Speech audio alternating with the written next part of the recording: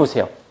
우리 친절한 태용 씨거든요. 자, 여기서 4페이지를 보시게 되면 힘이라는 말이 나옵니다. 힘에다가 동그라미 쳐서요. 밑줄 운동 상태를 변화시키는 원인에다가 밑줄을 그어주시고 변화라는 단어에다가 동그라미.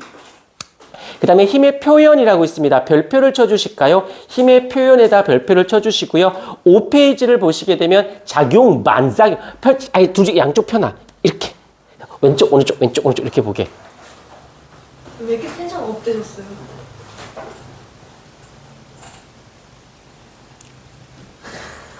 내가 정말 왜 내가 너한테 동의를 구해야 되고 내가 왜 그런지 감정까지 내가 당신한테 표현을 해줘야 되는 오늘 너무 내 감정이야! 자, 학생 여러분 여기 보세요. 힘의 표현이 있고요. 그 다음에 오른쪽 페이지 작용 반작용이라고 있고요. 그 다음에 동그라미, 그 다음에 힘의 알짜 힘에다가 동그라미, 밑에 힘의 평형이라고 있을 거예요. 동그라미라고 해주세요. 자, 이 네 개를 다 묶어드릴게요. 여기 좀 봐주세요. 힘의 표현에서 보게 되면 보통 우리는 뭐라고 하냐면 힘의 3요소라는 말을 씁니다. 힘의 3요소는 힘을 표현하는 데 있어서는 크게 3가지가 있다고 해요. 얼만큼 주었니? 어느 쪽으로 주었니? 어느 쪽으로 주었니? 누구에게 주었니? 라고 해서 세기, 방향, 작용점 이렇게 3가지로 반드시 표현해 줘야 돼요. 얘가 얼만큼 주었어? 어느 쪽으로 주었어? 누구에게 주었어? 라고 하는 거 살짝 쓸게. 얘는 누구에게 라는 말을 쓸게요. 에게 줬느냐라고 해요. 그런데 얘가 나왔다라는 말은 얘가 나오면 반드시 같이 맞물려서 나와 주셔야 되는 애가 누구냐면 바로 힘의 평형이라고 하는 개념이 반드시 맞물려야 돼요. 설명을 들으면 이해가 됩니다. 그 다음에 힘의 평형이 나오면 반드시 같이 나와. 따로 나오는 경우 없다고 보시면 돼요. 같이 나오는데 얘가 누구냐면 작용, 반작용의 법칙이라고 얘기합니다. 같이 맞물려서 얘가 이렇게 세트가 돼야 된다고 생각하셔야 돼요. 그리고 세트라고 생각하고 문제를 푸는데 보기, 기억, 니은, 디귿을 봤더니 기억은 얘에 대한 이야기, 니은은 얘에 대한 이야기, 디귿은 얘에 대한 이야기가 이렇게 문제가 만들어지는 거야. 그러면 진짜 그렇네? 그러면 나올 게 나왔네? 그러면 변수가 줄어들게 되고 변수가 줄어들면 오류를 덜 발생하겠지. 이걸 보고 유식한 말로 출제자의 의도를 파악했다라고 해. 어떻게 낼지를 알고 봤더니 진짜 그렇게 나왔네? 그러면 실수할 수가 없지. 그렇게 나올 줄 알고 내가 봤는데. 근데 갑자기 작용 반작용이 왜 나왔지? 뭐였더라? 이래버리면 이제 틀리는 거지. 그럼 갸우뚱거리면 오류가 생길 가능성이 높아지는 것이고, 그래서 같이 얘네들을 묶어주셔야 돼요. 그래서 먼저 여기서 세기, 방향, 근데 왜 얘와 얘가 맞물리느냐라고 한다면 먼저 얘 힘의 평형과 작용, 반작용을 통해서 힘의 3요소를 보도록 할게요. 힘의 평형이라고 있어요. 자, 보세요. 여기서 어떤 물체 C라는 물체가 있는데 A가 힘을 줍니다. 그 다음 B가 힘을 줄 거예요. 이걸 말로 바꿀게. 어떻게? A가 C에게 힘을 줄 거예요. 요걸 내가 F1이다 라고 표현할 거고, 이번에는 B가 C에게 힘을 줄 거예요. 그 힘을 F2라고 얘기를 할게요. 자, 이번에는 밑에 작용, 반작용을 볼 건데 여기서는 A라는 물체가 있고 B라는 물체가 있는데 이번에는 어떻게 A가 B에게 힘을 주면 B도 A에게 힘을 줍니다. 문장화 시켜볼게요. A가 B에게 힘을 주면 요것을 내가 F1이라고 할 것이고 B가 A에게 힘을 줄게요. 이걸 F2라고 하는데 이제부터 요걸 끌고 들어올게요. 잘 봐. 하나씩 세기, 방향, 작용점. 여기서 일단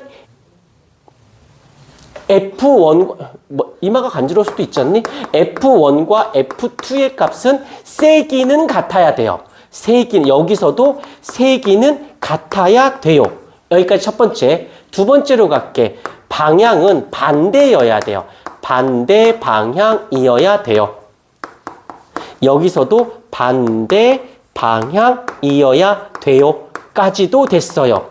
마지막 작용점이 뭐야? 누구에게 줬냐는 거지. 얘는 누구에게 줬어? C에게 줬고 얘도 누구에게 줬어? 그러면 작용점이 몇 개예요? 그렇죠. 한 물체에게 모두 힘이 들어간 거지. 근데 여기서는 누구에게? B에게. 얘는 누구에게? C에게. 그러니까 A에게. 그러니까 작용점이 몇 개? 2개죠.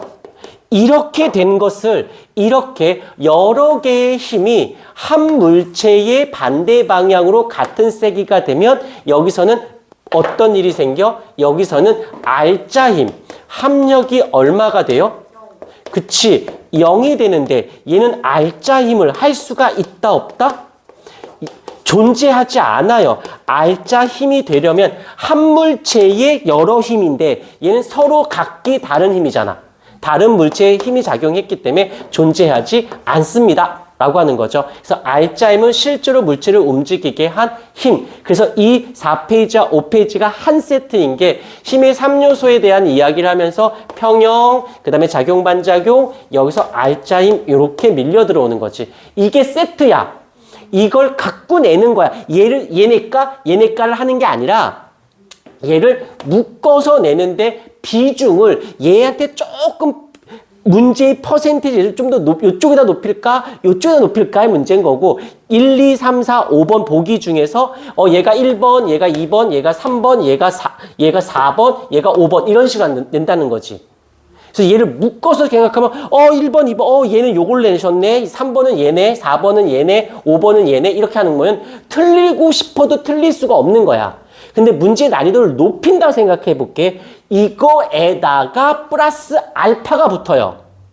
그럼 나는 어떻게 하면 돼? 3월 달에 이것만 잡아놓고 4월 달 돼서 알파 플러스 알파 된 것만 살붙이면 되는 거였지.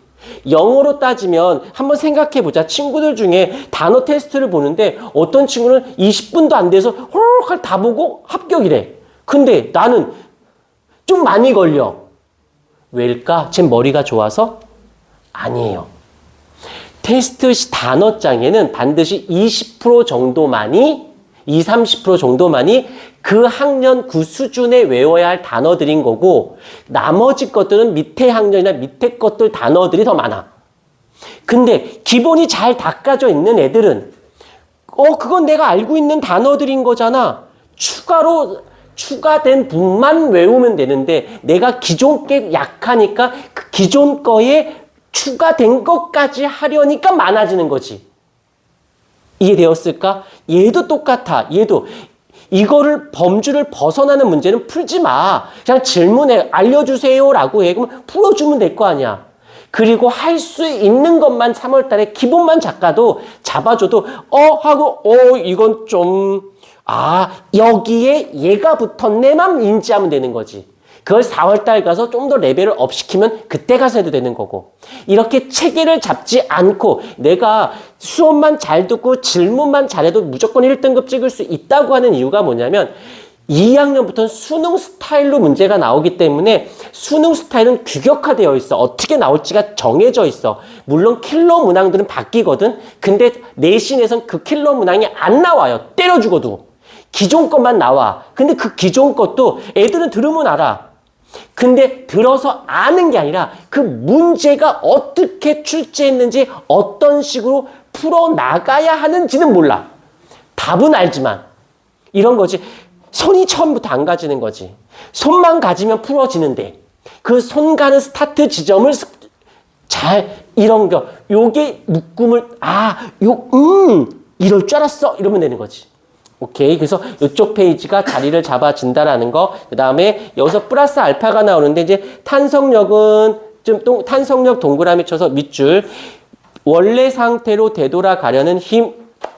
그래서 F는 KX 잡아주시면 되고요. 그 다음에 5페이지로 넘어가서 수직항력이라는 말이 이거는 그냥 개념적인 부분이니까 동그라미 수직항력 동그라미 쳐서 밑줄 바닥면이 물체를 떠받치는 힘. 근데 중력 볼까? 지구가 물체를 당기는 힘. 지금 수직항력은 누구에게 준 거니? 면이 누구에게? 중력은 지구가 물체에게. 그럼 얘는 평형이야, 작반이야? 평형이 되는 거지. 누구에게 줬냐고. 다 물체에게, 한 물체에게 얘가 들어왔잖아. 그럼 평형인 거야. 그런데 여기서 보자. 수직항력의 반작용. 자, 이런 거 하는 법 되게 쉬워. 자, 작반은 수직항력이 바닥면이 물체를 떠받쳐. 그러면 작반이면 이렇게 주체와 객체를 바꿔버려요. 그럼 면이 미친 거지. 물체가 면을 얘가 떠받치는 거니까 반대니까 어떻게 해줘야 돼? 물체가 면을 당기는 힘이 되는 거죠. 그러면 작반이 된 거야. 바꾸시면 이걸 우리는 유식한 말로 뭐라고 하게? 주객 전도라는 말을 쓰면 작반은 끈다는 거지. 평형은 무조건 한 물체야. 오케이, 이렇게 봐주시면 되어집니다. 넘어오셔서 여기서 이제 6페이지를 보시게 되면 저울 눈금의 해석. 여기서 중요한 건 이걸 내가 왜 주저리 했냐면 여기서 지금 보면 1번, 2번, 3번에서 1번, 2번, 3번에서 포인트가 있어요. 페이지 6페이지예요. 1번, 2번, 3번의 공통점이 뭐냐면 얘네 이 물체들이 움직여 안 움직여? 저울 위에 있어요. 천정에 매달려 있어요.